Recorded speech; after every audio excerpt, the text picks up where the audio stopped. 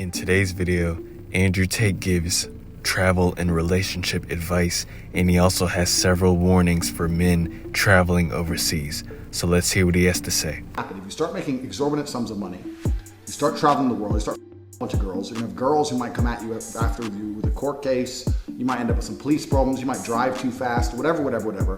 People are gonna start. When you're traveling overseas, it's a good idea to move around low-key.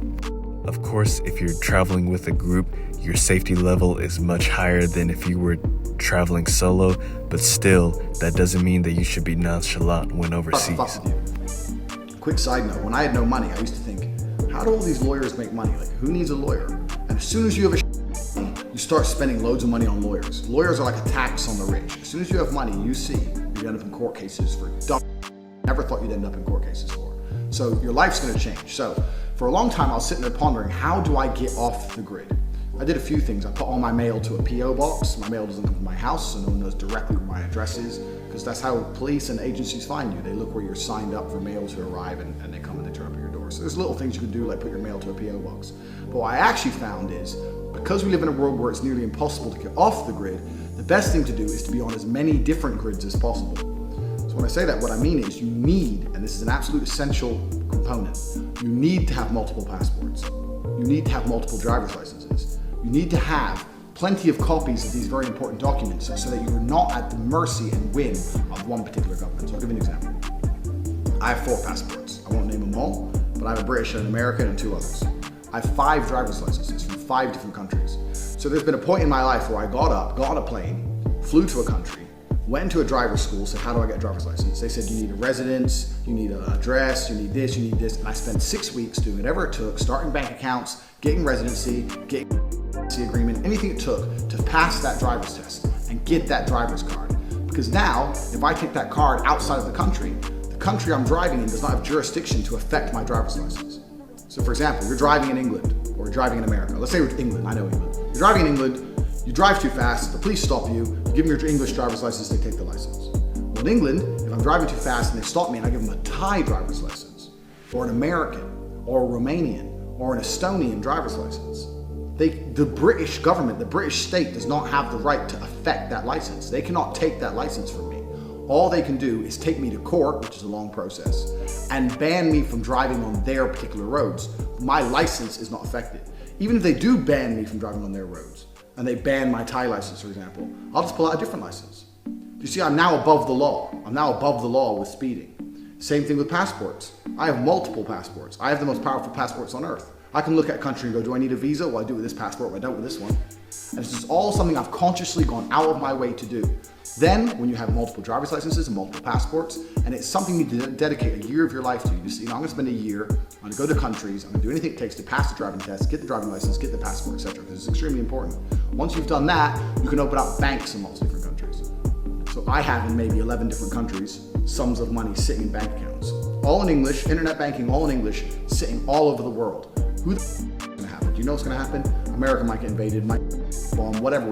I don't want to talk conspiracy theories. The point is, my money's spread out, my passports, my ability to travel is spread out. I've decentralized myself. Talk about the blockchain, I am the blockchain. My ability to drive is spread out. You can't pin me down and take my license and refuse to allow me to drive a car. You can't. So who are you gonna speak to? You gotta speak to 6 different governments. Do you know how long that's gonna take? Then you have to prove I committed an offense bad enough for them to take away the license. They don't give a shit. The right to Bangkok and tell the Thais I was speeding in England. You think they give a taking my license away? Nobody cares, because although the world is connected, we are not yet, thankfully, at a level where everything is completely globally interconnected. So what you need to do is go on plenty of different grids, decentralize yourself, blockchain yourself to the point where you have multiple passports, multiple bank accounts, multiple driver's licenses in plenty of different countries, lots of residences, lots of nationalities, so that you're completely above it all. And heaven forbid, worst comes to worst, police put out a warrant for your arrest and block your passport. What's going to happen is, you've got your multiple passports, you've got your multiple driver's licenses, you now have an income that's coming in, you can go anywhere you want, you believe you can do anything, you're now, so you're going to go to a lot of places. I've been to 71 countries, I've been to places as crazy as Iraq, I've been to the most boring standardized places like Thailand, blah, blah, blah. I've been everywhere. I'm going to tell you a few travel tips. These are non-negotiable travel tips, so if I say something and you disagree with me, point 1, you don't need check-in luggage. I'm tired of seeing young men with cases checking in luggage. You don't need that.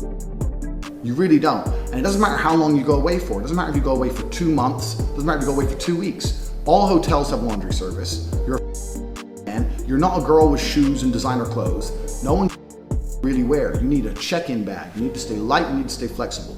Couple pairs of trousers, couple shirts, couple pairs of shoes, some underwear, some socks, getting washed overnight in your whichever hotel you're staying in the laundry service. If there's a real big issue and you need another t-shirt, go buy one for $15. Who gives a Toiletries, once again, you can buy when you get there. I don't have toiletries in my check-in bag because I can't be asked with the say security people tearing through my bag. I've been away for 3 months on half a backpack. I still look good every day. It's fine. Get yourself washed like you would at home. You do not need big cases of luggage. Luggage slows you down. Luggage is weight you do not need. You're a full-grown man. Andrew just brought up a very interesting point about luggage as a man. You know, of course, this is all based on personal preference. Some men like to travel light, some men like to travel heavier.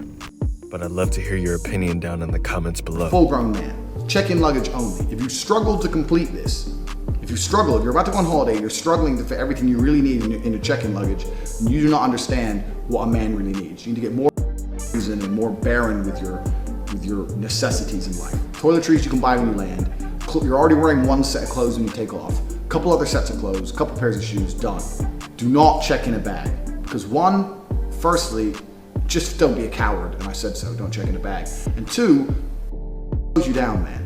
It's time you wait in the check it in, then when you land, you gotta wait for the luggage to come out. I'm in and out of airports. When you fly as often as me, you gotta learn to be in and out. I turn up, my boarding pass is printed off, straight through security, bang, get on the plane, bag in the overhead, take the bag off the overhead, through passport control, out the front of the airport. I ain't waiting for no luggage conveyors, I ain't waiting for them to unload no planes. Do you know, I've seen, last time I was with my girl, she checked the bag in, we were going to Vilnius, Lithuania, and there was some problem unloading the plane. We were there for an hour and 15 minutes waiting for the fucking bag.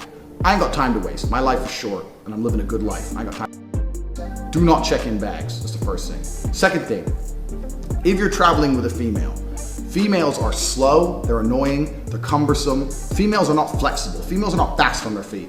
If you're traveling with a female, that's fine. You have to book your hotel in advance. You have to organize everything because women have no ability to move like quickly. But if you're traveling with just your boys, the best thing you can do is off. Don't plan. Planning things, 1, it hinders your fun, and 2, flexibility is probably the largest part of this entire course. We're talking about the flexibility to do what you want, flexibility to earn how you want to earn, wear what you want, act how you want. That's what flexibility is. If I'm going to go to a country, if I'm going to go to Chile, I'm going to land in Santiago. I don't have to rock up in Santiago. I'll try and land in the middle of the day so I'm not struggling around at night. And I'll check out the different areas of town. I'll find an area of town I like, or a restaurant I like, or a bar I like, or whatever. I'll talk to some local people, I'll see what they recommend. Then I'll walk in there, bag and book a hotel room. Because I got money in the bank anyway, it doesn't make a difference. It's no cheaper if you book it in advance, that's all garbage. If you book these package holidays, yeah. But if you're just going to a hotel to book it, stay flexible unless you're traveling with a woman. Don't ever do that. A woman's gonna have a in bag.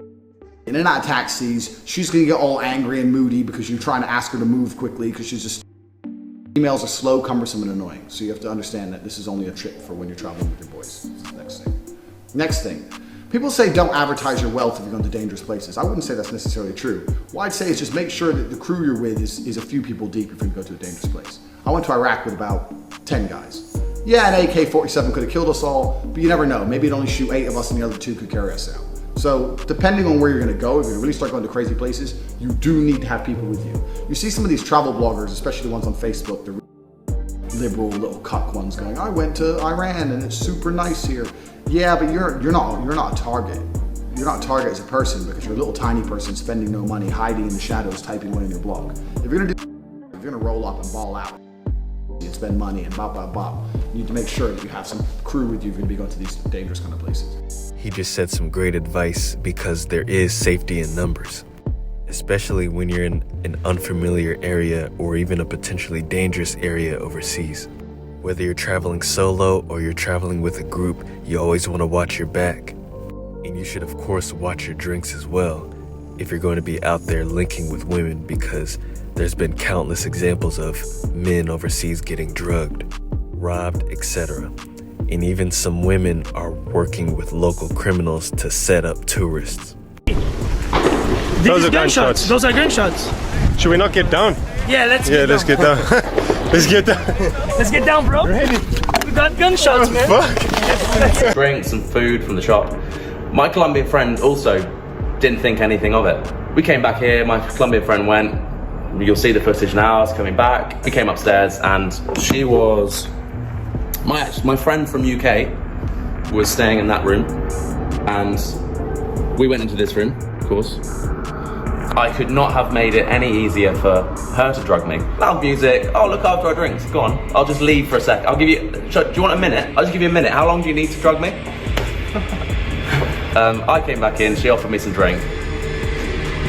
Good night, Vienna. And here's the footage of her leaving. About an hour later with my things, you can't really see the things, well hidden, but yeah. I wake up 12 hours later, this is me, drugged out my mind. Enjoy. They come to check on me and I am unconscious, right? I am unconscious. They cannot wake me. So they call the police. The police arrive, search the ladies, and that's when they find, my belongings on them. So they found, my credit cards, they found my watches, my sunglasses, cash money. Get out of the car. Mind you, they don't know that I'm American. They don't know, right? So we get out of the car. I got my chapstick, all this. I got my phone in my hand. I got my portable charger in my hand. Yeah, I got my chapstick. Bro, as soon as I open the car door, bro, all you hear is ch-ch. I'm just like, oh, A lot of these situations can happen to men when they travel overseas. But you just have to be careful and move accordingly. Don't let situations like those previous examples stop you from traveling. Flying first class. People mess with me about flying private. I've flown private a few times. Flying private school. But that's a whole level of money you're probably not going to obtain. So let's talk about flying first class. Flying first class is only worthwhile if you need to sleep when you land. Because although it seems like a lot of money to sleep, that's the only time I fly business or first class. If I know that I'm going to spend that money, but I'm going to have a real comfortable flight, I'm going to sleep, I'm going to nap, I'm going to be in good shape, and then when I wake up at the destination, I'm ready to rock and roll. If you land at 7 a.m. at a place and you have a meeting, or you only have a few days in a place you ain't got time to waste recovering, that's when I fly first class. Otherwise, to be honest with you, even when you're at super high income, the price for first class is very rarely worth it. That's the truth. Fly coach. It doesn't mean don't take sleeping pills like a little. I'm 6'4". If I can sit in coach, you can sit in coach. It's not that big a deal. And you can save that money. If I fly to Thailand from Bucharest, coach, it's about 600 euro. First class is 4,000 euro. So doing with that extra 3,400 euro, that's my entire trip in Thailand for a month. I could probably make that last for a month easily. So just for the flight, unless I'm really doing like a real short term in and out, if I'm going to Monaco and Monaco's too close. If I'm going to New York and I have an important business meeting, I'll fly first class so I can land in the morning, do the meeting, leave the same night, something like that. Otherwise, you don't need first class. In general, that's a waste of time. So you have your bag, you haven't had to check it in. You're only flying first class if you really need to. Otherwise, you're coach, there's no problem. You have 2 passports, you have a couple driver's licenses. Cash, people ask me if they should take a lot of cash with them. You need to mix it up. Like I say, we live in a modern world. I don't really believe in the whole go into currency exchanges thing. It doesn't make sense to me. If you have $10,000 for your trip and then you go to the currency exchange and convert it to 10,000 local, then you have to worry about losing that money. You can go to any ATM in the country, wherever you are basically, and just draw money out in their local currency. Okay, is it the best possible exchange rate? No, but you get money out as and when you need it. It's better than having a whole sitting around. And you can only travel with a certain amount of money internationally anyway, so I'd have a little bit of cash, but in general, you can just use your card, have money, have 3 or 4 different cards, have different banks, tell the banks in advance. Be careful of where you go, obviously, common sense. Tell you, if you're going to a dangerous place, roll a few people deep, and then it comes to girls. That's what a lot of people who are asking, who are on this course are about girls. They're saying, well, if you get girls in this country, da da da da. Only a bit of advice I'd say with girls is this: if you're gonna bring a girl back to your hotel, put your simple. The number of guys I know have lost their Rolex or watch or passport. I'm like, well, where was it? They're like, in my hotel. It's like, where's the girl? In my hotel.